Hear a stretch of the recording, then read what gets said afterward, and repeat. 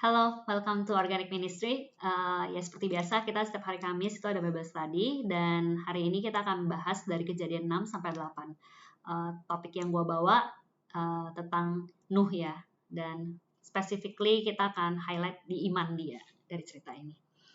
Lately kita banyak yang suffer karena COVID-19 ya. Ini bukan cuman berdampak ke perekonomian dan kita harus social distancing, terus harus self quarantine ya. Salah satu hal yang paling memilukan itu adalah angka kematian yang diakibatkan oleh virus ini. Nah, ini data yang gue dapat hari Minggu kemarin ya. Gue nggak tahu sekarang udah mungkin meningkat berapa. Itu 154.381 nyawa yang direnggut. Bahkan di beberapa news, itu bilang ya ini udah mulai merangkak di list of the world deadliest pandemic gitu. Dan ya orang-orang mulai highly concerned about this thing gitu. Tapi walaupun virus ini merenggut banyak sekali nyawa, tapi itu nggak bisa mengalahkan dengan kejadian Nuh ya. Gue waktu siapin teaching ini, gue rasa gue sangat mudah bisa relate dengan ceritanya Nuh, gara-gara gue juga di tengah-tengah pandemik ini gitu. Di Kejadian 6 ayat 13 bahkan Tuhan bilang dia memutuskan untuk mengakhiri hidup segala makhluk, sebab bumi telah penuh dengan kekerasan oleh mereka. Jadi aku akan musnahkan mereka bersama-sama dengan bumi. Well, beda dengan pandemiknya itu adalah ini lebih fatal gitu loh, ini lebih ngeri gitu ya, karena semuanya akan musnah. Dari dua hal ini ya, dua kejadian ini, gue reflect on betapa realnya kematian itu ya. Bahwa lu mau kaya, lu mau miskin, lu mau cantik, lu mau jelek, lu mau karirnya cuma sebagai tukang bakso, atau lu tuh seorang jenius pencipta Apple atau ya Microsoft pun, lu itu cuma manusia yang one day akan mengalami kematian. Dan itu surreal ini loh, karena ya kita di masa-masa pandemik yang which is banyak orang yang kita kasihi atau mungkin orang yang kita kenal itu sakit dan ada yang bahkan mati gitu ya.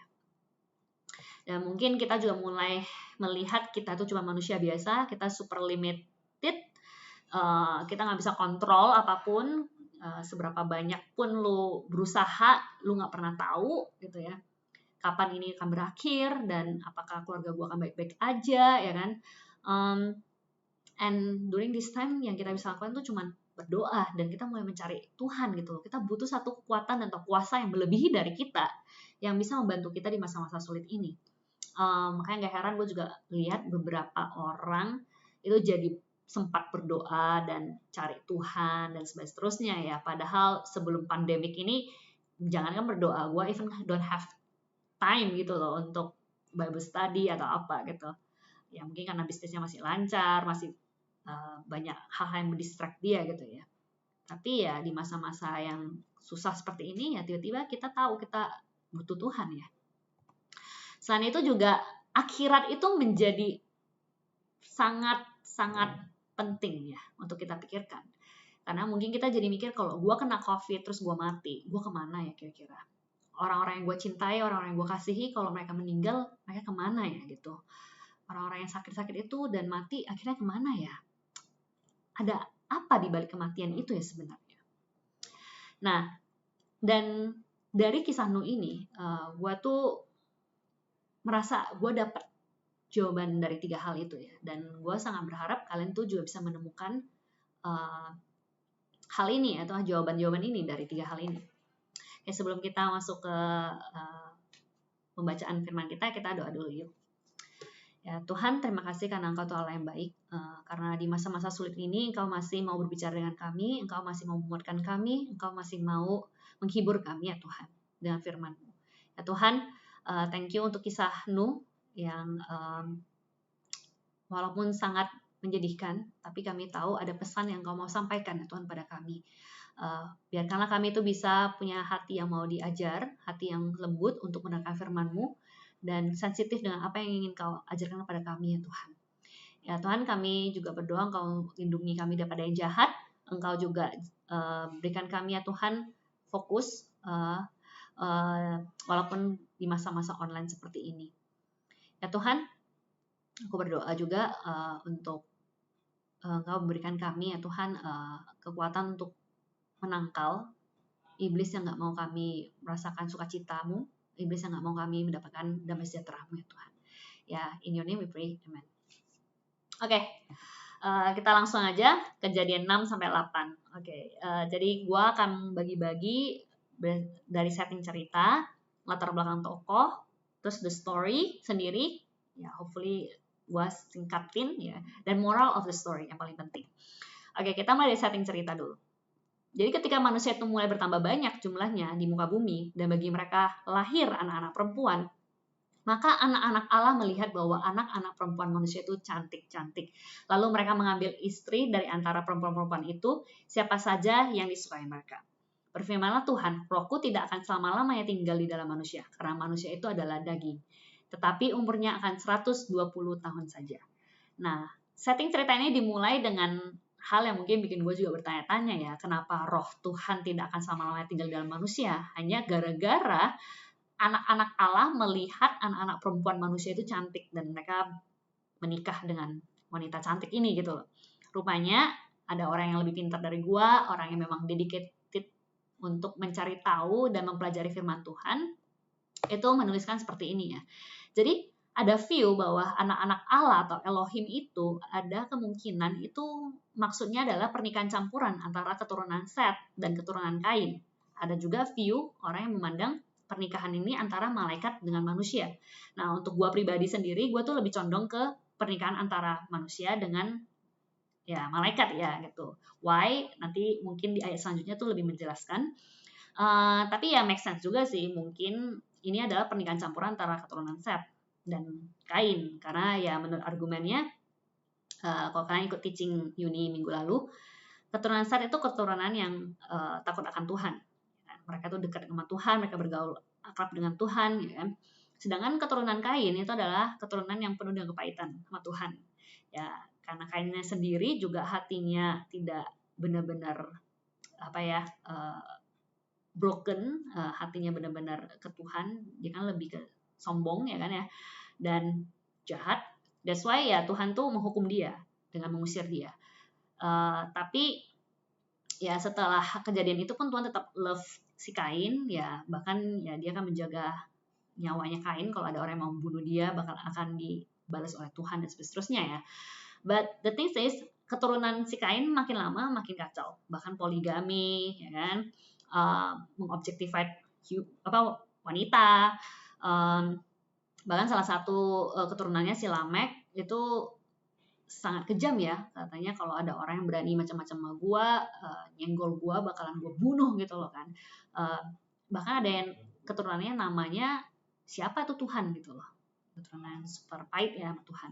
Jadi mungkin pernikahan campuran ini buat gue juga merasa make sense sih, kalau seandainya orang yang waktu itu kan belum ada Roh Kudus seperti kita ya, orang yang anti Tuhan, yang membenci Tuhan menikah sama orang yang cinta Tuhan, ya pada akhirnya tuh dua menjadi satu, ya lebih gampang jatuhkan orang ya dibandingkan orang diangkat gitu.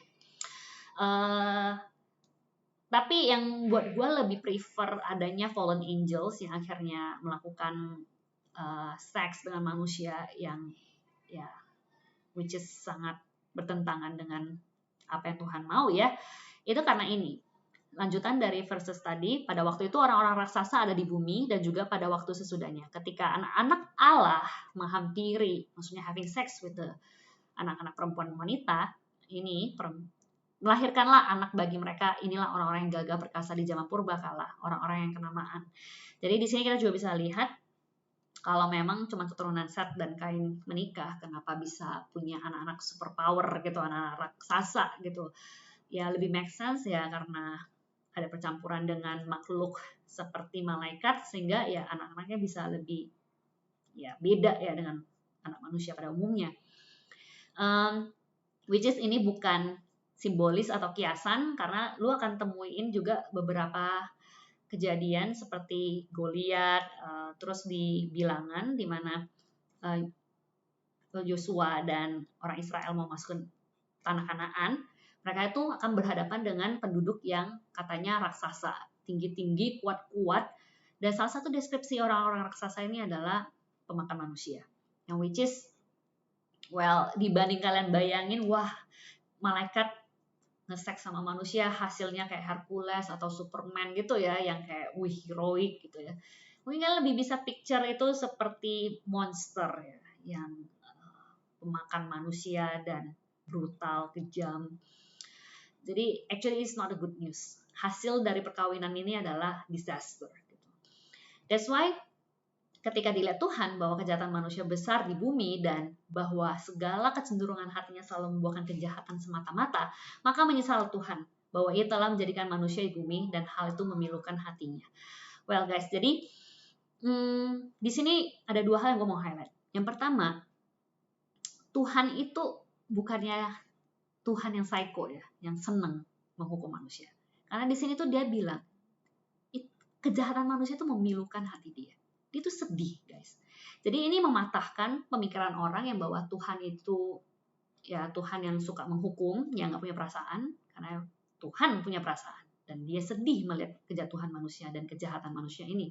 Kedua, di sini dia menggambarkan juga Tuhan itu adalah Tuhan yang relational ya, Tuhan yang punya feeling, Tuhan yang do care about this world gitu. Ada orang juga pemahaman bahwa Tuhan itu cuman energi, ya dia nggak involve dengan manusia, atau mungkin Tuhan itu memang seorang pribadi yang berkuasa dan menciptakan dunia ini, tapi setelah itu dia nggak care dengan manusia dan ciptaannya. Well, dari cerita ini kita bisa lihat itu totally salah, karena Tuhan do care, karena dia even concern dengan kejadian ini kan, gimana manusia itu semakin jahat. Poin kedua yang gue mau highlight di sini adalah kejahatan manusia besar di bumi, bahwa segala kecenderungan hati manusia itu membuahkan kejahatan, which is it's so us. Benar gak sih? Terutama di masa-masa pandemik ini, kita bisa mulai melihat bahwa ya kita rupanya gak sebaik itu. Apalagi kalau kalian yang tinggal serumah, konflik melulu, tiba-tiba jadi pemalas, ya kan? Yang kuliah malah cari cara di masa-masa online courses ini itu untuk cheating gitu, bukannya kuliah tapi malah ya cari cara-cara akal-akal busuk ya biar tetap di absen, atau mungkin untuk work from home kayak gue malah jadi males, bukannya malah ya mulai concern sama perusahaan di masa-masa sulit ini, tapi malah cheating waktu gitu untuk bermalas-malesan gitu, nggak benar-benar kerja. Well, ya itulah manusia. Bahkan orang-orang lebih pikirin dirinya sendiri ya, lebih mikirin bagaimana gue aman. Semua orang tuh beli semua makanan, bahan makanan tanpa mikirin ya mereka butuh sebanyak itu atau enggak gitu. Semua orang jadi selfish. Bahkan katanya angka perceraian makin tinggi setelah work from home dan stuck with wife dia atau husband dia gitu kan ya. Well, it's so us, right? Gak ada satupun yang baik dari kita. Dan ya itu juga di-affirm, Tuhan sendiri juga berfirman di ayat ke-7, aku akan menghapuskan manusia gitu, karena terlalu jahatnya manusia. Yang telah kuciptakan itu dari muka bumi, baik manusia maupun hewan dan binatang-binatang melata dan burung-burung di udara, sebab aku menyesal bahwa aku telah menjadikan mereka. Di sini pakai kata menyesal juga ya. Bukan artinya Tuhan nggak tahu ini akan happen, but it's more about God itu sedih dan even dia sampai menyesal, ada feeling itu gitu. Even though dia not know it gitu, but he's God of feeling. Dan bagi gue, seharusnya that's the end of the story, bahwa ya memang human messed up dan Tuhan kecewa dan ya udah the end of the world, ya kan? Make sense secara logik ya, karena dia yang menciptakan bumi ini, ya dia have a say. Tapi surprisingly, this is not the end. Karena lanjutan dari Tuhan yang mau condemn this world itu adalah kata tetapi di ayat di pasal ke-8-nya setelah pasal ke-7 itu. Tapi Nuh mendapat kasih karunia di mata Tuhan. Okay. Bukan tapi Nuh hebat dan dia jadi hero dan dia save the humanity, bukan, tapi Nuh mendapatkan kasih karunia. Tuhan tuh kasih karunia ke dia. Tuhan masih ada mercy ya. Walaupun dia bisa menjadi Tuhan yang mereset this world, but dia choose not Tuh. Dia memberikan kesempatan untuk humanity ini bisa berlanjut melalui si Nuh. Dan kenapa cuma Nuh yang mendapatkan kasih karunia di mata Tuhan ya? Kita masuk ke latar belakang tokoh. Nah, inilah riwayat Nuh. Pertama, Nuh adalah seorang yang benar dan tidak bercela di antara orang-orang sezamannya. Jadi kata seorang yang benar dan tidak bercela itu bukan berarti dia orang baik ya. Dia orang yang berbuat baik, karena di sini nggak dibilang itu. Tapi dia orang yang benar dan tidak bercela. Artinya, orang di zaman itu lu harus bayangin kayak orang-orang kriminal yang super jahat. At that time, kemungkinan besar semua orang itu ikut tren dan ikut zaman itu. Tapi ya, cuma Nuh, satu orang yang berbeda. Ya, dia berusaha hidup tidak sesuai dengan dunia gitu loh. That's why itu benar di mata Tuhan dan dia nggak dapatin celaknya gitu loh. Dan Nuh itu hidup bergaul dengan Allah. Ini yang paling penting. Menurut gue, si Nuh bisa hidup benar dan tidak bercela bukan karena kekuatan dia sendiri, karena dia hidup bergaul sama Tuhan. Dia dekat sama Tuhan. Jadi dia tahu dia harus hidup seperti apa. Ketika orang tidak dekat sama Tuhan, lebih gampang memang ikut dunia ya kan. Nah, the only way kalian yang ikut kelas Christian Growth, kalian tahu the only way untuk kalian tidak ikut kedagingan kalian itu adalah kalian hidup sesuai dengan roh, yaitu kalian hidup bergaul dan berelasi dengan Allah ya kan, sesuai dengan roh. Bahkan di Kejadian 6 ayat 11-12 ini bilang, adapun bumi itu telah rusak ya di hadapan Allah dan penuh dengan kekerasan. Jadi basically parah banget. Allah menilai bumi itu dan sungguhlah rusak, benar. Semua manusia menjalani hidup yang rusak di bumi. That's why wow, lu bayangin jadi Nuh, gimana ya lu bisa beda sendiri gitu loh di tengah-tengah dunia yang udah semuanya kriminal gitu loh, dan mungkin mencuri, berbohong, atau membunuh, merkosa itu juga bukan lagi satu tindakan kriminal ya that time. Itu berat coy, bisa hidup tetap tidak bercela dan benar. Dan bahkan si Nuh itu disebut di Hall of Fame, Hall of Fame maksud saya. Jadi di Ibrani 11 itu tuh dimention beberapa nama-nama orang-orang pahlawan iman. Dan salah satu yang dimention itu adalah Nuh. Di Ibrani 11 ayat 7 tulis, karena iman maka Nuh dengan petunjuk Allah tentang sesuatu yang belum kelihatan, dengan taat mempersiapkan bahtera untuk menyelamatkan keluarganya. Dan karena iman itu ia menghukum dunia dan ia ditentukan untuk menerima kebenaran sesuai dengan imannya. Jadi karena iman, dia adalah man of faith. Ya. Dia percaya sama Tuhan, dia sangat beriman pada Tuhan. Dan gue juga percaya itu adalah hasil dari dia bergaul dengan Allah. Ya. Constant relationship with God. Oke, sekarang kita masuk ke cerita. Dan which is cerita ini udah super familiar sama kalian, jadi gue akan baca aja. Kalian coba pakai daya imajinasi kalian. Terus, berfirmanlah Allah kepada Nuh, aku telah memutuskan untuk mengakhiri hidup segala makhluk, sebab bumi telah penuh dengan kekerasan, jadi aku akan memusnahkan mereka bersama-sama dengan bumi. Jadi, Nuh, buatlah bagimu sebuah bahtera dari kayu gofir. Bahtera itu harus kau buat berpetak-petak dan harus kau tutup dengan pakal dari luar dan dari dalam. Beginilah engkau harus membuat bahtera itu, 300 hasta panjangnya, 50 hasta lebarnya, dan 30 hasta tingginya. Buatlah atap pada bahtera itu, dan selesaikanlah bahtera itu sampai sehasta dari atas. Baru pasanglah pintu pada lambungnya. Buatlah bahtera itu bertingkat bawah, tengah, dan atas. So, super detail. Tuhan suruh dia bikin bahtera. Sebab sesungguhnya aku akan mendatangkan air bah meliputi bumi, which is waktu itu Nuh. Air bah itu apa ya? Kapal itu apa ya? Dia even belum pernah bikin kapal ya. Dan dia even nggak tahu air bah itu apa. Meliputi bumi itu memusnahkan segala yang hidup dan bernyawa di kolong langit. Segala yang ada di bumi akan mati binasa. Tapi dengan engkau, aku akan mengadakan perjanjianku, dan engkau akan masuk ke dalam bahtera itu. Engkau bersama-sama dengan anak-anakmu, dan istrimu, dan istri anak-anakmu. Dan dari segala yang hidup, dari segala makhluk, dari semuanya, haruslah engkau bawa satu pasang ke dalam bahtera itu. Satu tulis lagi ya, lo harus bawa sepasang makhluk hidup, supaya terpelihara hidupnya bersama-sama dengan engkau. Jantan dan betina harus kau bawa.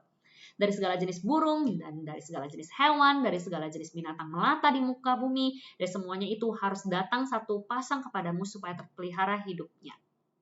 Oke, disuruh bawa binatang. Dan engkau bawalah bagimu juga segala apa yang dapat dimakan. Kumpulkanlah itu padamu untuk menjadi makanan bagimu dan bagi mereka. Okay, this story begin with Tuhan bilang, Nuh, gue akan memusnahkan manusia, tapi karena gue sayang sama lu, karena gue masih mau this humanity go on, gue minta lu melakukan ini. Oke, bikin bahtera, bawa sepasang makhluk hidup, bawa segala yang dapat dimakan. Oke guys, Nuh melakukan hal ini dalam 100 tahun. Dan ini bukan to-do list yang gampang, ini impossible. Coba kalian bayangin bahtera yang akan dibuat Nuh itu 2,5 lapangan sepak bola internasional. Jadi mungkin bukan lapangan sepak bola di sekolah kalian ya. Coba, gue kan di SPH nih ya. Gue di sekolah internasional yang punya lapangan yang super gede. Itu satu lapangan aja tuh udah wow, amazing. Gue bayangin lu harus bangun satu kapal dengan 2,5 dari itu. Kapal. Dan kalian harus bayangin, at that time itu Nuh belum punya mesin berat gitu ya buat bantu dia, ataupun dia nggak punya 100 karyawan. Dia cuma ada dia dan 3 orang cowok anaknya dan 4 cewek, istri dia dan 3 istri anak-anaknya. Which is gimana tuh? Dan itu bertingkat coy. Well, it's impossible. Belum lagi si Nuh itu bukan ahli binatang. Dia gak dibilang dia tuh pawang, ular atau apa ya. At that time kalau gue jadi Nuh, gue bayangin lu suruh gue masukin sepasang buaya, lu suruh gue nangkepin burung yang terbang. At that time gue gak punya pesawat. Belum lagi kalau lu masukin begitu banyak binatang, lu juga harus siapin makanan mereka, right? At that time belum ada Wikipedia, belum ada Google, gue nggak tahu makanan binatang-binatang itu, dan lu suruh bilang bawa semua makhluk, berarti gue tuh harus meneliti dulu, mengobservasi kira-kira makanan apa yang dimakan oleh binatang-binatang itu biar gue bisa siapin. Tulisnya banyak coy. Bawa segala yang dapat dimakan juga buat diri lu sendiri, bahan makanan. At that time belum ada frozen food, belum ada kulkas, jadi basically lu harus cari cara juga bahan makanan apa yang kira-kira bisa tahan, ya. Jujur, kalau gue jadi Nuh sih, gue komplain sama Tuhan, gue bakalan menyerah. Oh God, lu gila ya, gitu ya. But we can see that di Kejadian 6 ayat 22, lalu Nuh melakukan semuanya itu tepat seperti yang diperintahkan Allah kepadanya. Demikianlah dilakukannya. Basically dia do all this to-do list yang very impossible. Ya, jujur kita di masa pandemik ini diminta Tuhan untuk nggak bikin bahtera, nggak disuruh jadi pawang ular, ya kan? Gue lah ya, minggu lalu gue dengar teachingnya Yuni, dan itu gue merasakan banget Tuhan tuh panggil gue balik lagi pada dia untuk, ya gue tuh pengen jadi orang yang dikenal sebagai orang yang dekat dengan Tuhan gitu ya. Kalau gue mau dekat sama Tuhan, artinya ya gue harus bangun relationship with Him, dan relationship itu nggak bisa kebangun kalau gue nggak pernah quiet time, gue nggak pernah merenungkan firman Tuhan dan rajin berdoa gitu ya kan. Jadi gue komitmen, oke, selama masa pandemik ini gue mau bangun pagi, gue mau berdoa dan merenungkan firman Tuhan. As simple as that aja gue gak bisa lakukan guys. Gue berapa kali gagal, dan hebatnya Nuh itu bisa tekun dan taat melakukan ini selama 100 tahun, which is ini gak gampang ya. Bukan itu doang ya, ada satu lagi yang namanya kerjaan mendadak, yang which is gue super benci, tapi Nuh juga gak apa-apa. Lalu berfirmanlah Tuhan kepada Nuh, masuklah ke dalam bahtera itu, engkau dan seisi rumahmu, sebab engkaulah yang kulihat benar di hadapanku di antara orang zaman ini. Dari segala binatang yang tidak haram haruslah kau ambil 7 pasang jantan dan betinanya, tapi dari binatang yang haram 1 pasang jantan dan betinanya, juga dari burung-burung di udara 7 pasang jantan dan betina, supaya terpelihara hidup keturunannya di seluruh bumi. Sebab 7 hari lagi nih, aku akan menurunkan hujan ke atas bumi 40 hari 40 malam lamanya, dan aku akan menghapuskan dari muka bumi segala yang ada yang gue jadikan. Kalau gue bayangin ini kayak bos gue udah siap-siap pulang kantor, akhirnya gue bisa istirahat setelah seharian capek. Cuman sehari nih, kalau Nuh itu 100 tahun capek. Tiba-tiba dikasih kerjaan mendadak dan disuruh selesain dalam 7 hari coy. Lu harus cari tuh 7 pasang binatang tidak haram, itu satu pasang binatang yang haram, bla bla bla. Gue komplain sih, gue flip the desk gitu kan, karena gue aja nggak tahan sama bos gue ya kan, yang suka kasih kerja mendadak ya. Tapi even ini pun Nuh lakukan segala yang diperintahkan Tuhan kepadanya. Gue nggak tahu sih Nuh ada komplain atau enggak, but dia tetap lakukan.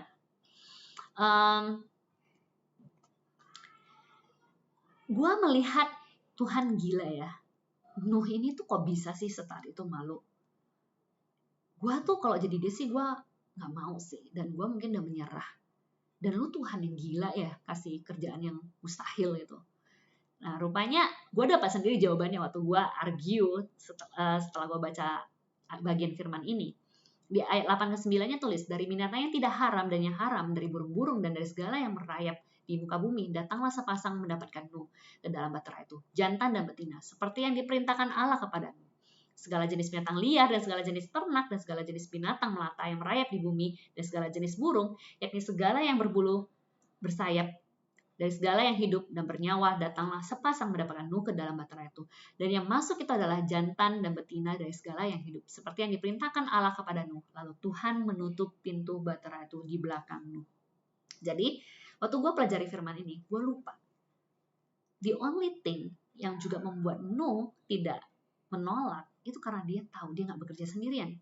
Dia itu bekerja bersama dengan Tuhan. Bahwa Tuhan involved di hal yang mustahil seperti ini. Ya, menurut gue tuh make sense karena Nuh itu hidup bergaul dengan Tuhan. Dia mengenal Tuhan. Dan dia tahu Tuhan tidak melihat dia sebagai slave yang cuma kasih to-do list, kayak kita kasih to-do list ke bawahan kita ataupun pembantu rumah tangga suruh mereka lakukan, terus kita pengen dapat hasil doang ya. Tapi Tuhan tuh involved dan Tuhan tuh benar-benar melihat Nuh itu sebagai rekan kerja dia, bukan sebagai pembantu atau pesuruh dia. Ya, sometimes menurut gue, hal yang membuat kita itu akhirnya gak mau melakukan apa yang Tuhan perintahkan dalam hidup kita, itu karena kita salah melihat Tuhan. Kita pikir Tuhan itu adalah big boss yang suruh-suruh kita dan menuntut kita hasil. Padahal Tuhan tuh mengajak kita untuk menjadi rekan dia. It's a privilege guys, untuk bisa bekerja dengan Tuhan. Dan lo harus bayangin, kerjaan Nuh ini itu adalah sesuatu yang impossible. Itu apa yang terjadi ini adalah miracle. Karena pada akhirnya, mungkin ya, ini gue pakai daya imajinasi gue, Nuh gagal mengumpulkan binatang-binatang itu. Tapi Tuhan yang mendatangkan sepasang binatang itu ke kapalnya, baterahnya Nuh ini. Dan bahkan Tuhan yang menutupkan pintu kapal itu. Ya kan? Jadi, sometimes kita tuh sudah bawaannya udah komplain. Tuhan gila ya, lu kasih gue kerjaan yang mustahil ini. Gila ya Tuhan, lu kasih pandemik gitu ya. Di masa-masa sulit kayak gini. Lu gimana sih Tuhan? Gitu loh. Kok gue gak bisa ngeliat lu gitu loh. Dan sometimes ketika komplain ini, itu bukan Tuhan yang gak ada. Tapi kita lack of faith. Kita tidak beriman. Mungkin kita juga gak hidup bergaul seintim itu dengan Tuhan. Sehingga kita tuh gak bisa melihat kalau dia ada, dia involved. Dan akhirnya mengikuti kehendak Tuhan.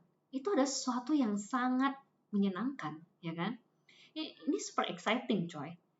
Bayangin Nuh adalah orang pertama yang bisa menciptakan bahtera yang segede ini.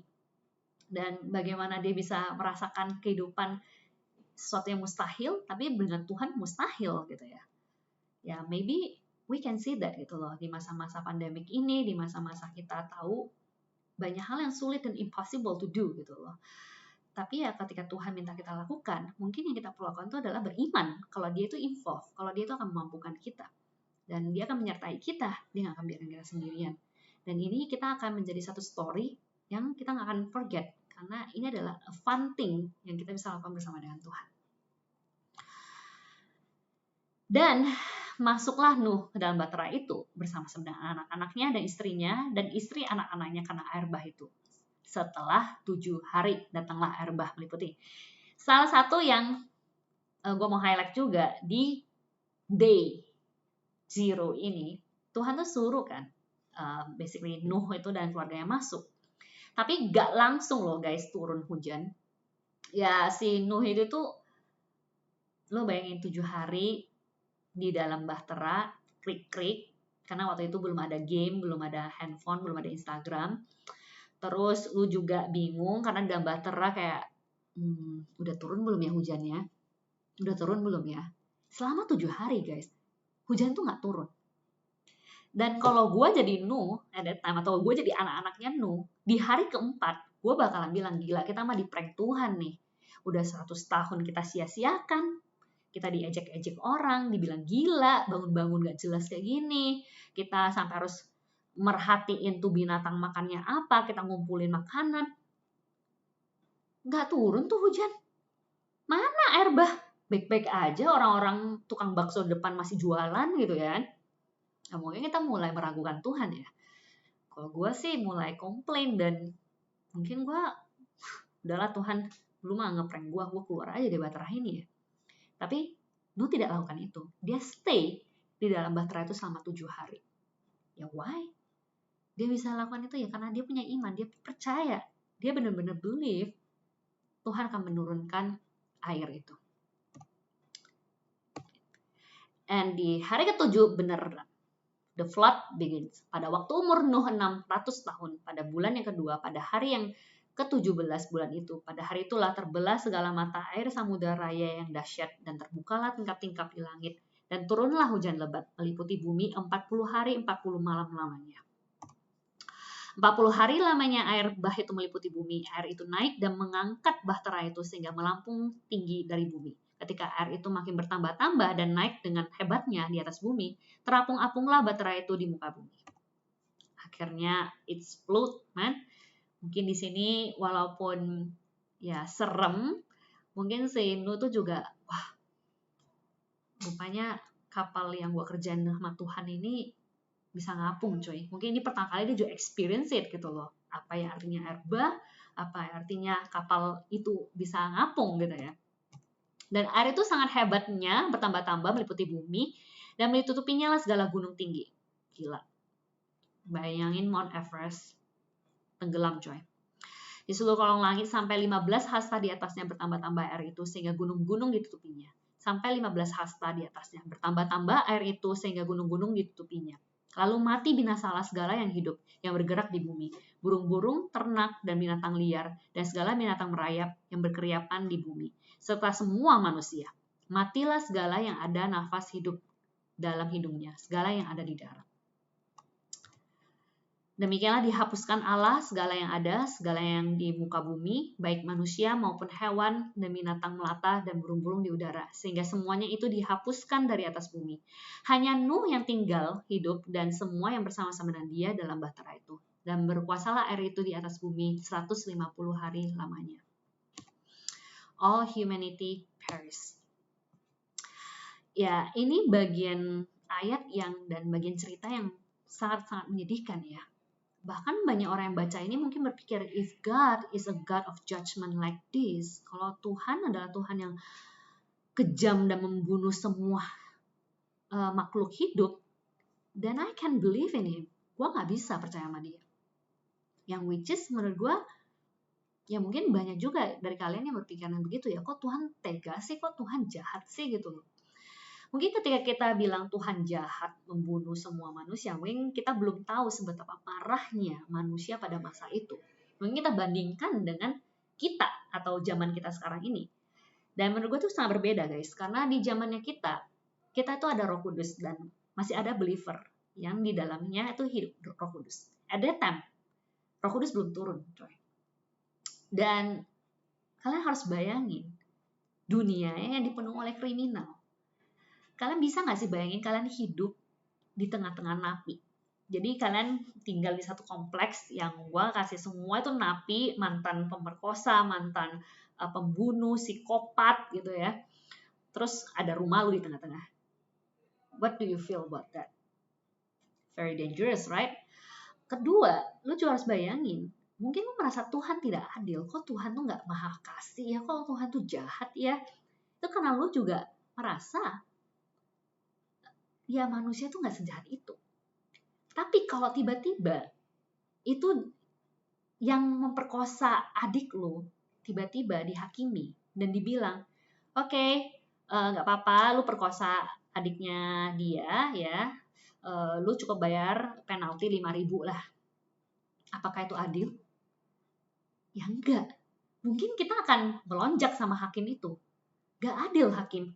Masa sih dia udah membunuh keluarga gue atau dia udah memperkosa adik gue dan dia cuma tinggal bayar 5.000 terus dia bisa keluar lagi dengan happy-happynya.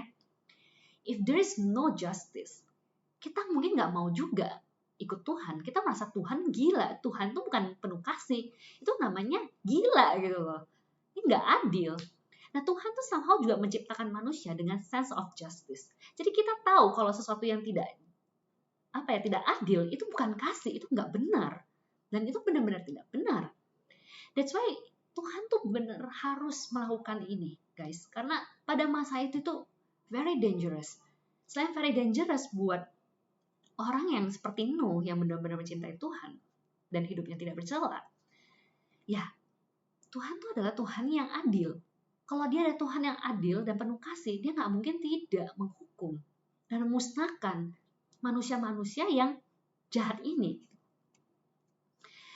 Dan gue semakin pelajari, Tuhan juga struggles with the judgment.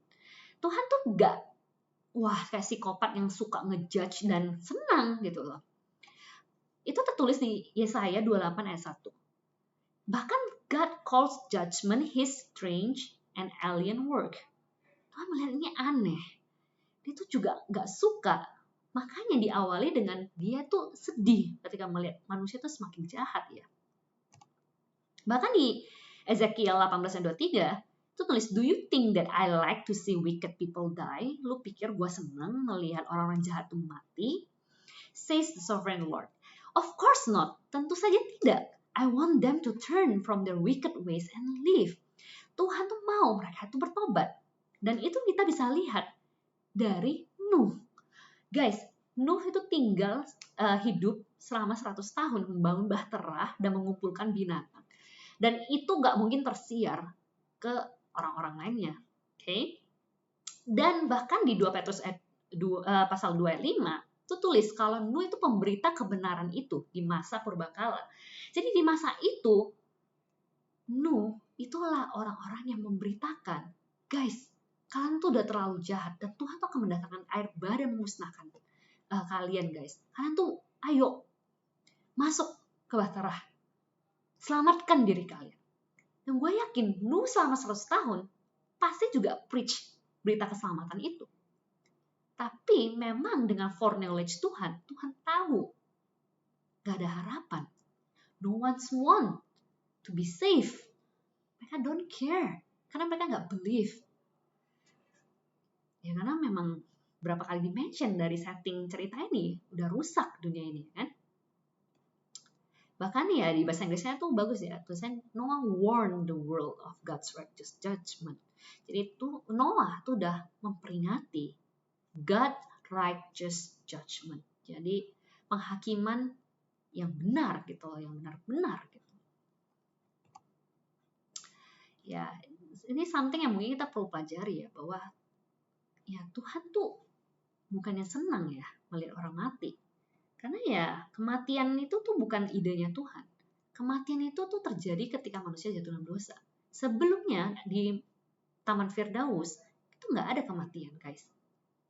Ya, that's why it's a sad thing. But ya we know kenapa Tuhan harus melakukan ini. Dan surprisingly di ayat ke selanjutnya, maka Allah mengingat Nuh dan segala binatang liar dan segala ternak yang bersama-sama dengan dia dalam bahtera itu. Allah mengingat Nuh. Jadi kembali, Allah itu adalah Allah yang personal. Dia tuh mengingat Nuh ya. Dia pakai bahasa yang super personal dan relational. Nah, Allah membuat angin menghembus melalui bumi sehingga air itu turun, ditutuplah mata-mata air samudra raya serta tingkap-tingkap di langit, dan berhentilah hujan lebat dari langit, dan makin surutlah air itu dari muka bumi. Demikianlah berkurang air itu sesudah 150 hari. Dalam bulan yang ke-7, pada hari yang ke-17 bulan itu, terkandaslah bahtera itu pada pegunungan Ararat. Akhirnya nih ya, kan Tuhan mengingat Nuh, terus dia surutin tuh air, dan tuh kapal tuh udah mendarat di Ararat gunungnya. Sampai bulan yang ke-10 makin berkuranglah air itu. Dalam bulan yang ke-10 pada tanggal 1 bulan itu tampaklah puncak-puncak gunung. Walaupun udah keras satu kapal itu mendarat, tapi Nuh itu nggak langsung turun ya, dia nggak kepo. Sesudah lewat 40 hari, maka Nuh membuka tingkap yang dibuatnya pada Batra itu, lalu ia melepaskan seekor burung gagak, dan burung itu terbang pulang pergi sampai air itu menjadi kering dari atas bumi. Ya, habis itu dia tunggu 40 hari lagi, walaupun udah mendarat, dia tuh ngetes, mungkin karena dia udah excited, gue udah 264 hari terkurung, ya lu bayangin 264 hari lu self quarantine, ya kan, lu pengen keluar, lu sampai ngecek dulu lah pakai burung gitu. Kemudian dilepaskannya seekor burung merpati untuk melihat apakah air itu telah berkurang dari muka bumi. Tapi burung merpati itu tidak mendapat tempat tumpuan kakinya dan pulanglah ia kembali mendapatkan Nuh ke dalam Batra itu. Karena di seluruh bumi masih ada air. Lalu Nuh mengulurkan tangannya, ditangkapnya burung itu dan dibawanya masuk ke dalam Batra. Ini kecewa. Ya belum bisa turun nih. Untung gua cek dulu ya.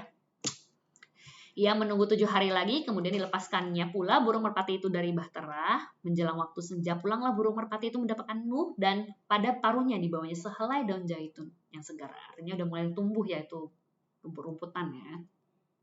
Dari situlah diketahui Nuh bahwa air itu telah berkurang dari atas bumi. Jadi di hari ke-278, Nuh tuh juga tahu, wah udah ada tumbuhan nih. Tapi kembali ya Nuh-nya, dia nggak langsung turun. Selanjutnya ditunggunya 7 hari lagi, kemudian dilepaskannya burung merpati itu lagi. Tetapi burung itu tidak kembali lagi kepadanya. Good sign dong, artinya burungnya itu mungkin mendarat di pohon mana gitu ya. Dalam tahun ke-601, dalam bulan pertama pada tanggal 1 bulan itu, sudahlah kering air itu dari atas bumi. Kemudian Nuh membuka tutup bahtera itu dan melihat-lihat, ternyatalah muka bumi sudah mulai kering. Jadi dia saksikan sendiri, wow udah kering nih gitu loh. Kalau gue jadi Nuh sih, gue langsung keluar ya. Tapi belum guys. Jadi di hari ke-371 dalam bulan kedua, pada hari yang ke-27 bulan itu, bumi telah kering. Jadi basically dari 357 sampai ke 71. Jadi ada puluhan hari dia masih stay. Dan kenapa dia tetap stay, dia nggak keluar? Rupanya di sini tertulis, lalu berfirmanlah Allah kepada Nuh, keluarlah dari bahtera itu, engkau bersama-sama dengan istrimu, serta anak-anakmu dan istri anak-anakmu.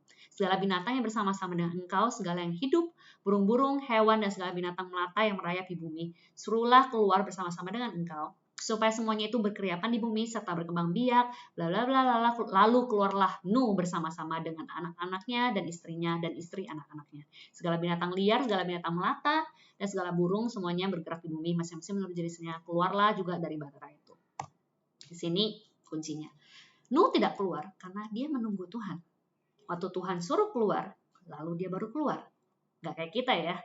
Even udah disuruh self quarantine pun sama pemerintah, kita tetap aja mau keluar ya, nggak tahan. Tapi Nuh itu bisa tetap bertahan dengan ketaatan dia. Ya di sini hebat ya Nuh itu. Ya bagi gue itu buah dari relationship dia sama Tuhan dan iman dia ya pada Tuhan. Ya kembali lagi kalau kita baca ini, kok bisa ya si Nuh itu taat dan tekun gitu ya?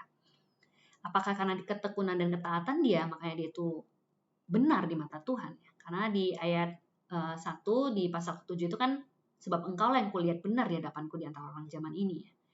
Tapi surprisingly, apakah karena perbuatan Nuh? Apakah karena Nuh orang yang baik? Rupanya enggak nih, ada rekod catatan jeleknya si Nuh. Di Kejadian 9 nanti ada bagian di mana ditulis Nuh itu minum anggur, mabuklah ia, dan ia telanjang dalam kemahnya. Oke, ini bukanlah picture orang yang kita pikir orang baik ya, orang pemabuk yang telanjang. Oke. Jadi Tuhan itu bukannya nggak tahu Nuh itu pemabuk dan ya aneh, suka telanjang bulat gitu ya, nggak bisa punya self control. Tuhan tahu, ya, seperti dia tahu pada akhirnya cuman keluarga Nuh yang selamat, ya kan? Tapi Tuhan tuh tahu Nuh itu beriman pada dia. Jadi kita look back lagi, apa yang membuat Nuh bisa tekun dan taat? Itu karena dia adalah orang yang bergaul pada Allah. That's why dia itu adalah orang yang takut pada Allah. Ya, dia itu orang yang takut dan respect pada Tuhan. Dia tahu cara hidup Tuhan, menyerupai Tuhan itu yang terpenting. Ya, dan iman, okay? Itulah kuncinya. Bahkan di Ibrani 11:6 tulis, tapi tanpa iman tidak mungkin orang berkenan pada Allah. Sebab barang siapa berpaling pada Allah, ia harus percaya bahwa Allah ada dan bahwa Allah memberi upah kepada orang yang sungguh-sungguh mencari Dia. Jadi, gue percaya Nuh bisa ditulis di Hall of Faith di Ibrani 11 ini karena dia adalah orang yang memenuhi ini, orang yang percaya pada Allah, dan dia orang yang sungguh-sungguh mencari kehendak Tuhan. Ya, guys, mungkin buat gua dan ya mungkin buat kalian yang merasa kok gua struggle untuk taat, gua struggle untuk tekun. Mungkin kita jangan start di kita harus tekun dan taat, tapi kita start di apakah gue cukup berelasi dengan Tuhan dan beriman pada Tuhan. Karena untuk menyenangkan hati Tuhan, itu bukan dengan tindakan. Tindakan itu adalah buah dari iman kita. Yang which is Tuhan itu senang kalau kita itu percaya pada dia. Dan kita tuh punya relasi dengan dia. The moral of the story, yang mungkin jadi highlight dari teaching hari ini itu adalah, pertama, ketaatannya Nuh. Nuh taat karena dia hidup bergaul pada Tuhan. Jadi buat kita yang mungkin struggle taat pada Tuhan di masa-masa pandemik ini, kayak gue yang struggle untuk bisa taat bangun pagi dan bangun relationship gue sama Tuhan, ya gue perlu tahu bahwa ya Tuhan tuh siapanya gue. Dia tuh teman gue enggak ya? Kalau gue tuh benar-benar lihat dia teman, gue excited for meeting him, ya barulah gue bisa membuahkan ketaatan, ya kan? Makanya kalau lu baru-baru pacaran, lu bakalan super disiplin coy. Lu selalu datang tepat waktu, selalu mandi, wangi, ya kan? Rajin, bikinin bekal buat pacar lu, dan seterusnya ya. Ya. Jadi rupanya itu karena ada iman unsurnya ya. Ketika kita dihadapi dengan kemustahilan, tahukah bahwa Tuhan involved dan menyertai kita. Jadi ya gue percaya kita ikut Tuhan pasti banyak hal yang kita anggap mustahil. Banyak to-do list yang kita lihat, Tuhan, gue gak mungkin sih bisa jadi orang seperti itu. Tuhan lu tuh asking me too much untuk bisa berubah. Tapi tahukah, memang kita gak mungkin bisa berubah kalau kita pakai kekuatan kita sendiri. Kita gak mungkin bisa melakukan pekerjaan Tuhan kalau kita cuma mengandalkan diri kita sendiri. Kita perlu lihat Tuhan tuh involved. Dan dia tuh menganggap kita tuh rekan dia. Jadi dia akan selalu menyertai kita. Kita gak akan sendirian. Jadi maukah kita melakukan kehendak Tuhan dengan membiarkan Tuhan itu involved dan melihat bahwa Tuhan akan selalu menyertai kita. Dan yang terakhir, keadaan kita sekarang ini tidak jauh berbeda dengan keadaan Nuh, right?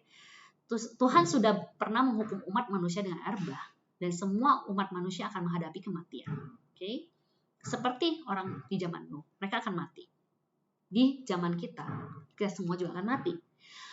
Dan kita one day akan berhadapan dengan Tuhan seperti mereka yang harus berhadapan dengan Tuhan, dan mereka akan mengalami namanya akhirat. Dan apa yang harus kita lakukan? Untuk kalian yang belum terima Tuhan sebagai juru selamat, ya ada satu ayat yang mungkin gue akan recommended kalian lakukan, bahwa kalian perlu datang kepada Tuhan dan percaya pada Dia. Itulah bahterah kita, iman kita. Iman cuma iman yang bisa menyelamatkan. Sesungguhnya barang siapa mendengar perkataanku dan percaya pada Dia yang mengutus aku, yang punya hidup yang kekal dan tidak turut dihukum, sebab ia sudah pindah dari dalam maut ke dalam hidup. Ya gue super recommended kalian untuk menerima kepercayaan itu, agar kalian bisa tidak takut lagi dengan kematian, agar kalian juga bisa berani berhadapan dengan Tuhan, karena kalian tahu kalian tidak akan dihukum karena kalian telah disucikan oleh darah Kristus, dan kalian juga excited karena di balik akhirat kematian kita itu ada akhirat yang kehidupan kekal gitu. Nah, kembali lagi, Noah couldn't escape judgment on his own, tapi dengan iman ya. Sebagaimana halnya pada zaman Nuh, demikian pula halnya kelak pada kedatangan Anak Manusia. Bahwa kita juga yang udah terima Tuhan, kita dapat chances untuk memberitakan berita keselamatan ini pada orang-orang.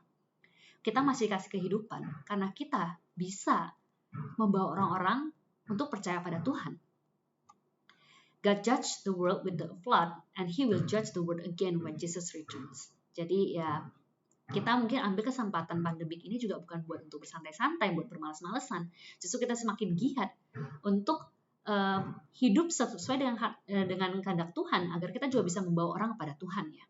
Ya karena percaya deh, kalau lu hidup penuh dengan celah, lu tuh juga gak berusaha hidup semakin bertumbuh dan menyerupai Kristus, ya Tuhan, ya susah ya untuk meyakinkan orang gitu loh. Kalau lu itu sendiri aja penipu, pemabuk, lu masih having sex around gitu ya kan sama orang-orang, ya mungkin susah ya buat orang untuk bisa percaya. Ya, apakah kalian tahu ini apa? Ya, ini Hollywood Walk of Fame ya. Kenapa gue mention ini? Karena Nuh adalah salah satu orang yang namanya dicatat di Hall of Faith di Ibrani 11, kan? Dan menurut gue, until now kita masih dikasih kesempatan untuk bisa mencatat nama kita. Apakah kita mau di kesempatan ini untuk terus tekun, taat, beriman pada Tuhan, dan membangun relationship kita sama Tuhan, agar kita juga punya confidence untuk juga memberitakan berita kebenaran ini pada orang-orang di sekitar kita. Ya, dan mungkin one day ketika kita di surga, kita bakalan super senang karena nama kita di-mention sebagai salah satu pahlawan iman itu. Dimana kita pakai hidup kita sekarang ini dan masa-masa pandemik ini itu untuk memuliakan Tuhan, ya, untuk membawa orang lain pada Tuhan. Ya guys, sekian teaching gue. Ya, gue berharap setelah ini kalian juga bisa ikut sharing time. Ya, mungkin kalian bisa sharing juga pengalaman kalian selama pandemik ini. Dan mungkin kalian bisa juga sharing apa yang kalian dapati, apa yang Tuhan sebenarnya sudah taruh di hati kalian untuk kalian lakukan. Mungkin kalian juga bisa share masa-masa fun time kalian bersama dengan Tuhan, bekerja bersama dengan Tuhan. Ya, oke. Jadi nanti kita see you in the group ya. Thank you.